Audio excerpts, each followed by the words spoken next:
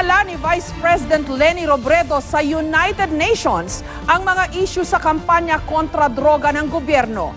Sa isang video message para sa United Nations Commission on Narcotic Drugs, isiniwalat ni Robredo ang di manoy palit-ulo scheme sa kampanya kontra droga. Ang siste, hinuhuli raw ng mga pulis ang ilang kaanak na mga target na drug suspect para mapilitan ang mga ito na lumutang. Iginiit naman ng Malacanang na misinformed lang daw ang vice-presidente. Hinamon din ng PNP si Robredo na magbigay ng mga detalye tungkol sa sinasabing palit-ulo modus. Pagtitiyak ng PNP, hindi nila ito polisiya. May report si Joseph Moro.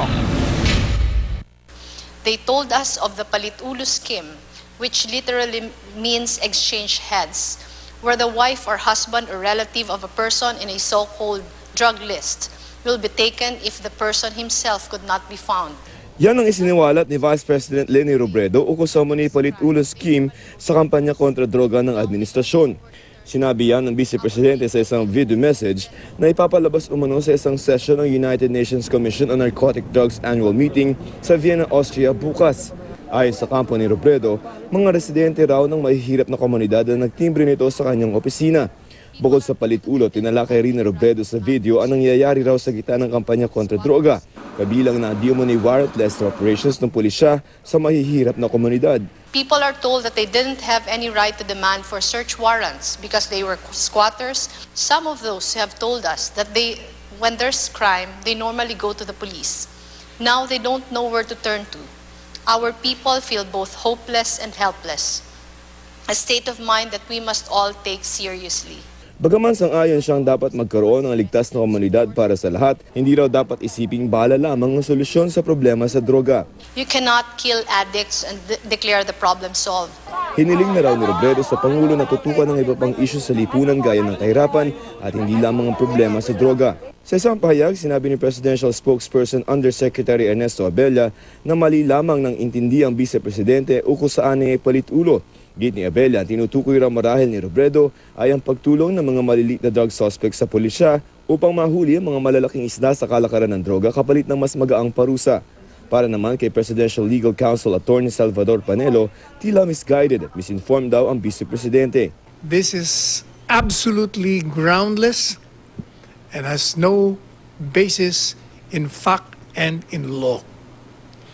I think the Vice President, I'm sorry to say, has been misled, has been misinformed, and has been misguided on the information she has received.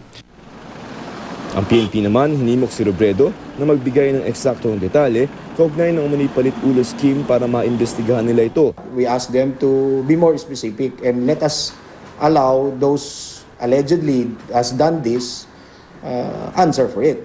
Kung meron man nangyaring palit-ulo, hindi raw pulisya ang may kagagawa nito. Simula nang ibalik ang Oplan Double Barrel, 27 na ang napapatay sa mahigit 6 na raang operasyon ng pulisya. Mahigit 1,000 sangkot umano sa droga ang naaresto, habang mahigit 1,500 ang sumuko. Sa hanay naman ng pulisya, 2 na nasugatan sa mga operasyon. Sa pagpapatuloy ng mga operasyong kontra droga, sinalakay ng mga otoridad ang isang abandonadong bahay sa Cainta Rizal kagabi. Tumambad sa kanilang iba't ibang aparato, makina at kemikal na ayon sa PDEA ay karaniwang ginagamit sa paggawa ng shabu. Pinaghahanap na ang mga nasa likod ng nadiskubreng paggawaan umano ng shabu. 4 naman ang naaresto sa drug raid sa isang bahay sa Caloocan City. Ang isa sa mga sospek na aktuhan pa ang bumabatak daw ng droga habang nag-aalaga ng kanyang mga anak. Ayon sa mga pulis, nakatanggap sila ng timbre na talamak ang bentahan ng shabu sa bahay.